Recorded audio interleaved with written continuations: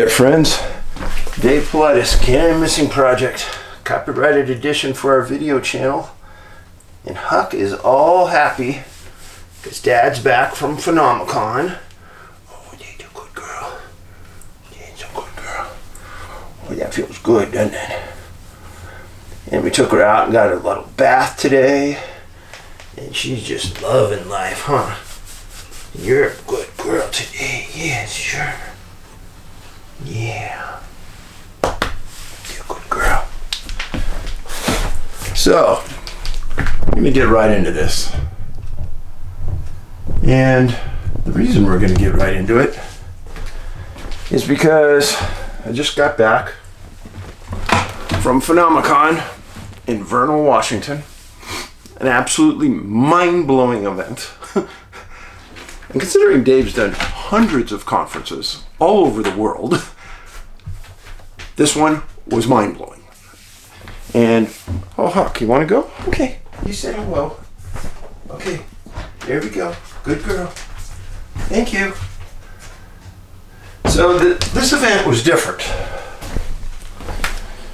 And I was very humbled, and I'm serious, humbled to be at this thing. Because they had everybody from Skinwalker Ranch there. Nick Pope, a UFO investigator from Great Britain. Paul Smith, one of the original RVers in the Army. Just a stellar cast to unbelievable proportions. Before I get started, I want to show you some things that the conference did that I've never seen before.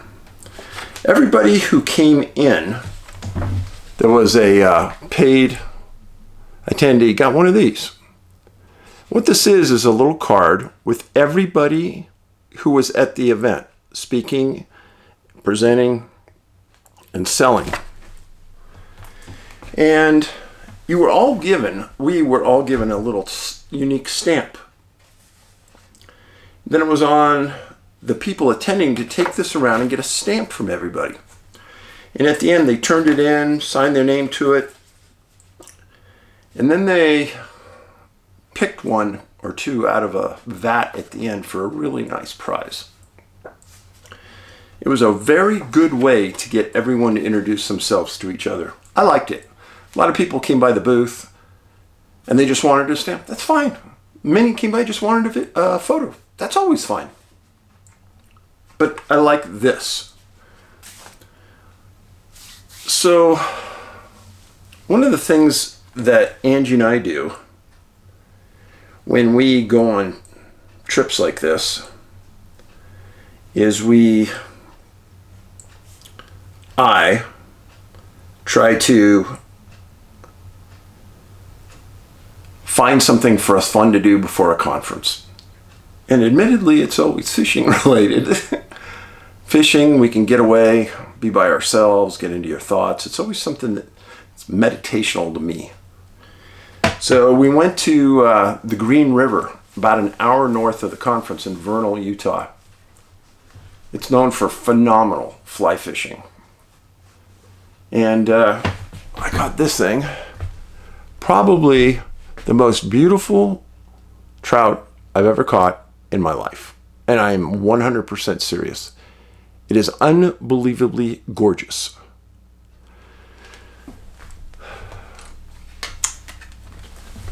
And we caught quite a few trout, but that one was just stunning. We were staying in this little town called Dutch John. Really not much there. And one day we were out there fishing, and this thunderstorm came overhead, and it trapped us on the bank of this river for a good 90 minutes. Lightning all around us, super heavy hail.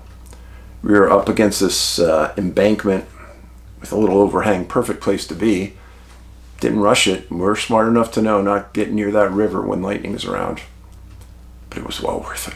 Well worth it. Yeah. Then it's about a 40-minute drive down to Vernal from Dutch John. Dutch John is just over the border from Wyoming.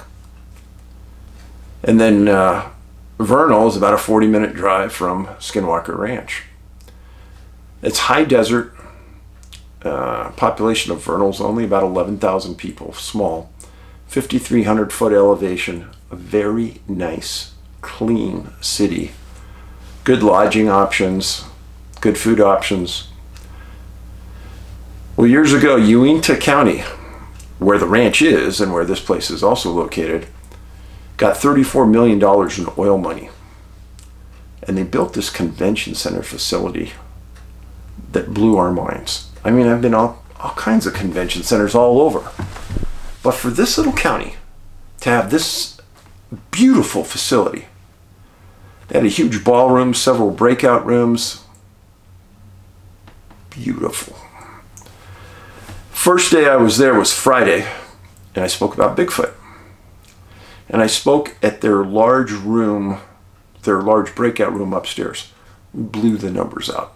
People were standing outside, couldn't even get in. This one lady was standing or sitting in the front row. She was doing something. I didn't pay attention to what she was doing, but at the end she walked up and gave me this. Look at that. I thought that was a pretty awesome drawing. Thank you. Impeccable artist. Then another lady came in, gave me this shirt, Minnesota, and a retired police officer from Honolulu who's an artist did this and gave it to me. He does comic strips on Hawaiian figures. Super nice guy. And I met a retired U.S. Marshal, police officers from all over the western U.S. One of them from Uinta County, a sheriff, sergeant, super nice guy. Another police officer from Wyoming that came over. I mean, the amount of law enforcement people there was a lot. And I appreciate it, ladies and men. It was great meeting all of you, all of you. Everyone who came up to that booth was super nice. So, and then Saturday, I spoke in the main ballroom about missing 411.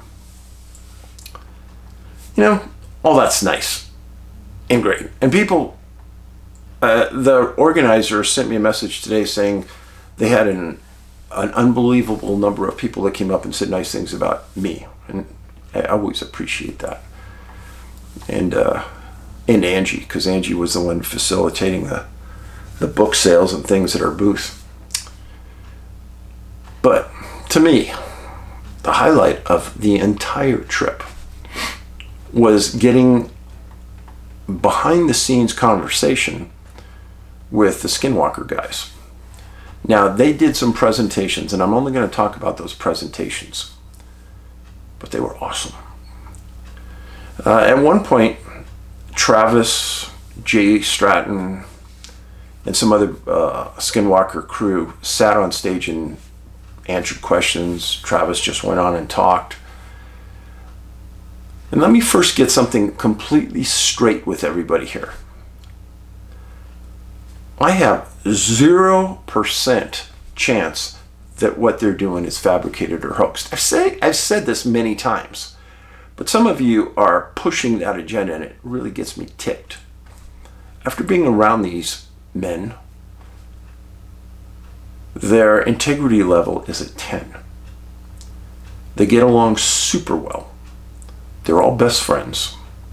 They all have super high integrity, and they don't need the show to survive. So don't send me any notes about, oh, this is fabrication. You aren't there, number one.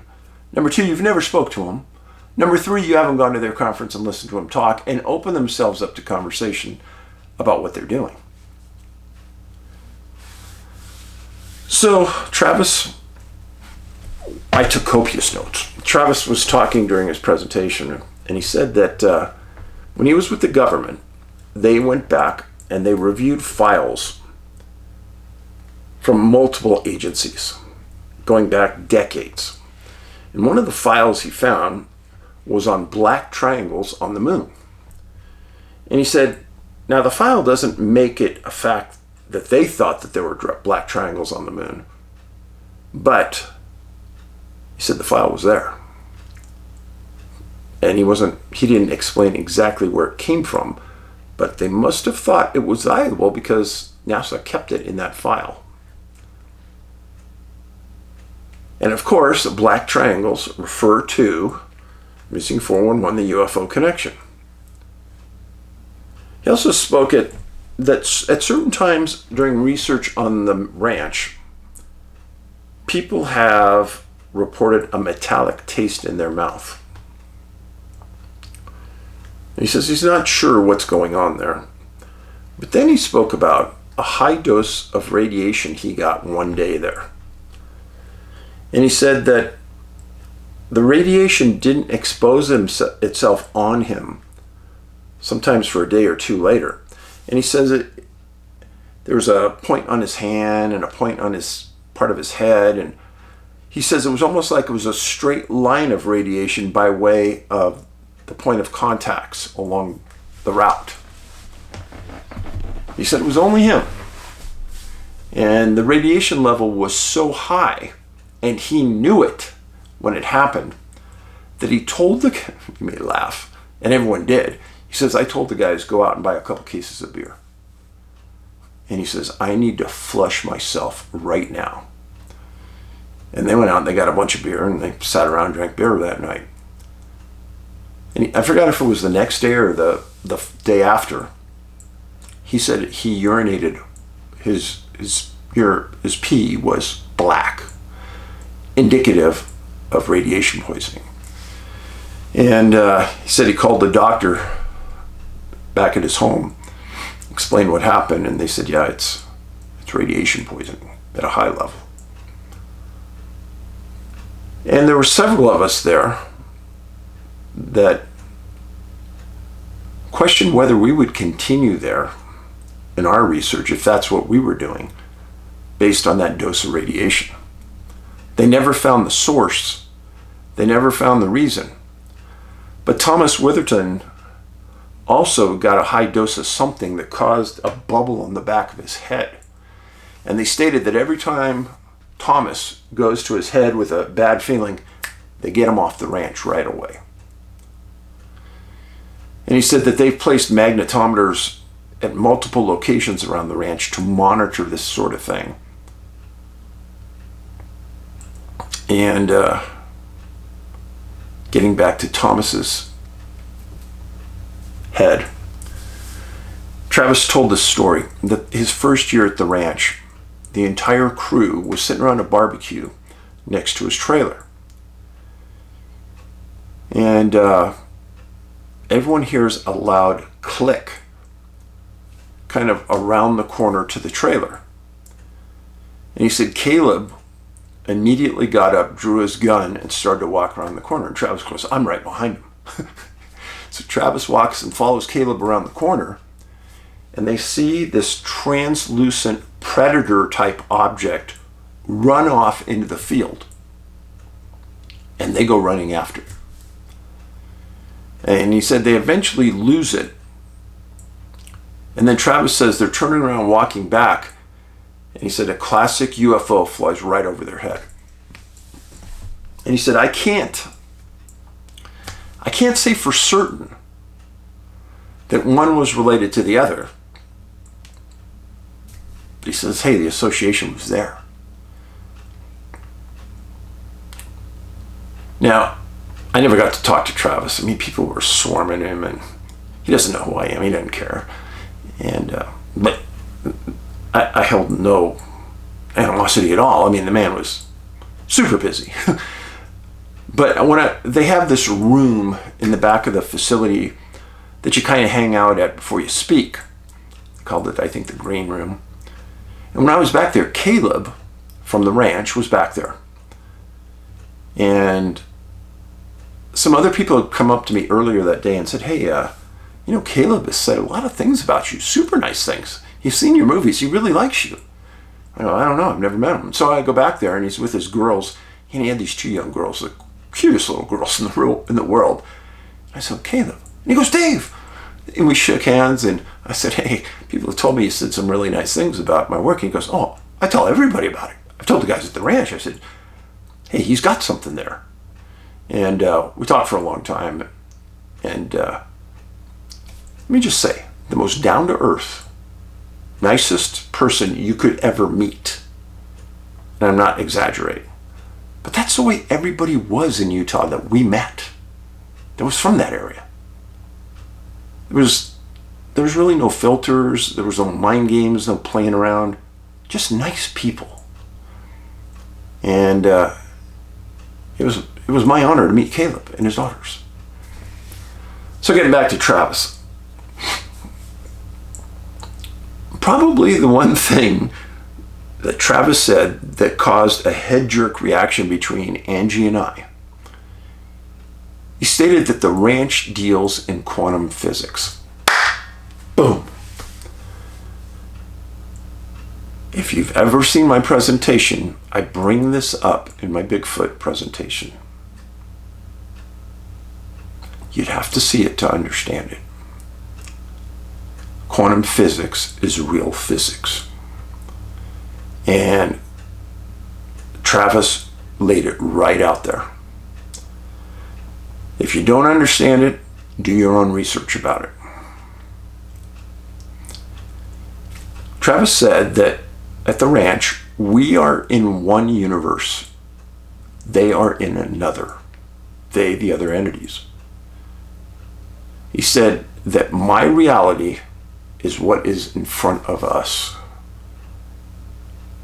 And we can only see what is in that electromagnetic spectrum.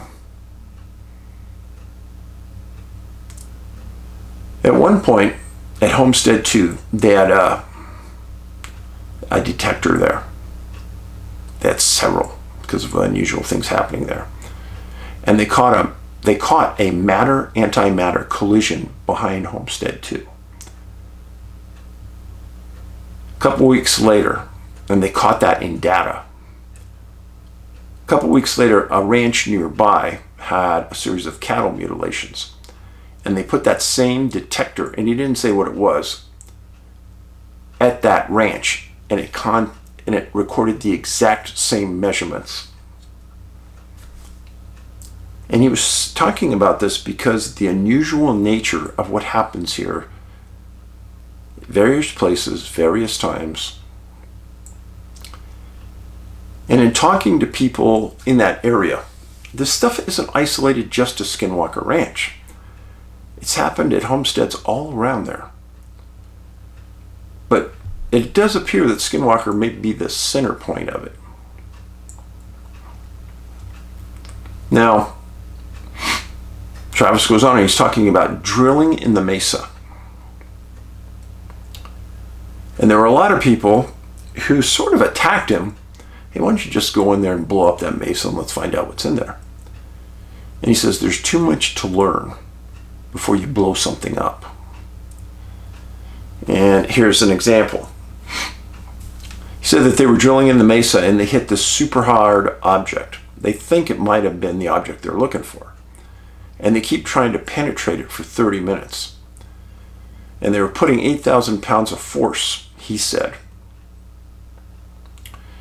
He said suddenly that on the drill head, they have measurements of the location, the speed, and the temperature, and some other things.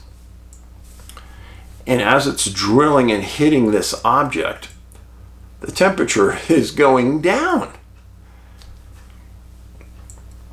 He said the drill operator told him it must have broke because it's decreasing in temperature, and that never happens. Never happens. So they pulled the drill bit out, expecting it to be broken. And it's not only in good condition, it's like in brand new condition. And in Travis's words, it must have hit a friction. So when you hit something, there's friction. But he said that must have hit a frictionless item. And he didn't know what that could be. But instead, of just drilling on something and causing more friction and higher temperatures.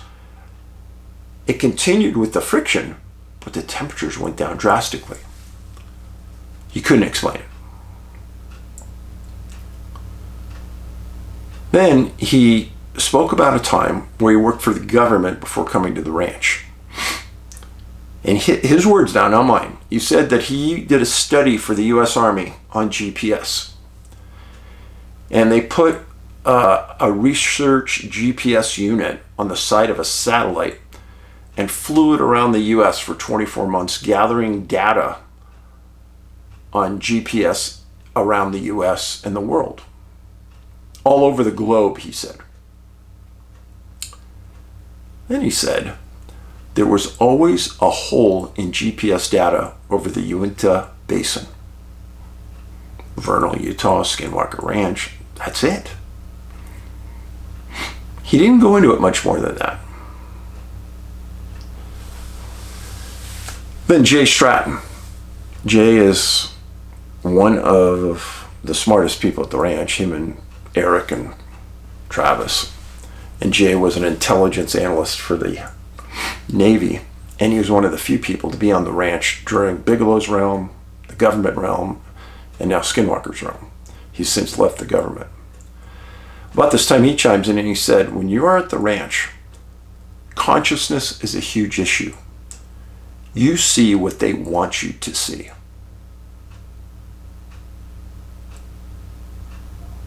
That's interesting. I've said this before too, in Bigfoot research. They allow you to see what they want you to see. If they don't want you to see anything, you're not going to see it. That's almost exactly what Jay said. Travis affirmed that Mr. Bigelow shared nothing with Fugall when he bought it. There was a Q&A section and somebody asked Travis, if you had unlimited funds, what would you like to do at the ranch? And he said, this is a good answer. He said he'd like to build a giant building on the triangle that completely surrounds the anomaly there. And then study that anomaly 24/7 with electronics, sensors, etc. Brilliant. He said it probably cost $30 million, but he says they don't have those funds. And then somebody made a joke about rockets, and Travis said, oh, I like rockets. Somebody else asked about the lasers disappearing in the anomaly. They were shooting lasers up. And then Eric, who was also up there at the time, stated, you see, this is his words, you see a laser beam because it bounces off particles in the atmosphere. That's the only reason you see the beam. If it travels through a vacuum, you won't see anything. That's all he said. The implication being is that part of that path it took where we couldn't see the beam was it passing through a vacuum. Then Travis got into an area that I'm paying attention to because it's something I've spent a lot of time on in the past, and that's cattle mutilations. Now, I wish I had more on this, but listen carefully. He stated that there's new data coming out that there are certain qualities in cow blood that can change space and time. He didn't go into any more detail, didn't say anything more than that, but he says, we're waiting to hear more. Needless to say, they opened themselves, the entire team opened themselves to all kinds of questions from the audience. They never made fun of anyone's questions. They were highly respectable, and they answered everyone, I think, the best you could imagine. I walked away from that with Angie. We had a long night talking about everything we learned. Stunning. And again, do not send me anything claiming that what they're doing is a hoax, because you have no idea what's going on. And I was back in that green room for another appearance, and Nick Pope he worked for the UK government investigating UFO sightings. Nick and I have known each other for a long time. Quite a gentleman, always a gentleman, and always fun to talk to. He and I both have been on Ancient Aliens and on Shatner's show Unexplained several times. We just had a nice talk, catching up. Super nice person. Another individual, Paul Smith. Paul was one of the original RVers for the Army. Somebody who I have met many times in the past. One of the few people I would consider credible in the RV world. One of the very, very few I consider credible. Came over to the booth, spoke to Angie and I, had some really good conversations outside, away from everybody. And I'm glad I saw Paul. Good guy. Now, say what you will. I mean, the day I was there, when the Skinwalker crew and Travis and Jay Stratton and Eric Bard all talked about what's going on at the ranch, I probably learned more that day than I've learned in many days in the last 10 years. And I'm always grateful for that. But the true highlight of the whole conference, the true highlight of the entire conference happened Saturday night. And part of this, if you want to watch it, is on my Twitter account, David Paulides at CanAm Missing. Because this can't be posted because I'll take it down. And that is, they had a concert Saturday night. Just not your average concert. It was by a group called The Hitchhikers. First appearance the band's ever made. Now, related to Skinwalker Ranch, you know what hitchhikers are? Those are entities that follow the researchers home and scare them at home, etc. Well, this band was unbelievable. Playing guitar, Jay Stratton. Playing another guitar was Mika Hanks, a UFO investigator. One of the best guitar players I've ever seen on stage live. Mika was unbelievable. And on drums was Mika's brother. There were a couple other people I didn't know. But the star of the show, absolutely mind-blowing. Lead vocals, Travis Taylor. Now, you see Travis in this mode on screen when he's at the ranch. Excitable, interested, but focused as all heck on his job, being a research scientist, a physicist. He's on stage doing an absolute head-banging performance of Highway to Hell, and then a medley of hits that would just blow your mind. He's running around on stage like Mick Jagger, and I'm not making fun of him, folks. The guy was brilliant. I've seen AC/DC in concert. I've seen the Stones twice. They hold nothing to Travis Taylor. You're thinking, oh, Dave, you're just a big fan. No. Angie watches the shows like me, but but she said, Dave, this couldn't have been the first band this guy's ever been in. He's too good. That was Angie's words. So, an absolute stunning performance by the Hitchhikers Saturday night at the convention hall, packed hall. They played for 2 hours. Mesmerizing. Go to my Twitter account if you want to see part of that performance. And thanks for being here. I appreciate each one of you very much. And remember, you can watch all 3 of our documentaries, Missing 411, Missing 411 The Hunted, and Missing 411 The UFO Connection, on Tubi, TUBI. If you can't find it there, go to Apple TV. If you can't find it there, go to Amazon. In the meantime, be a nice person. So many people came up to me at this conference and said, Dave, keep pushing that agenda of being nice. And I will. Paulides out.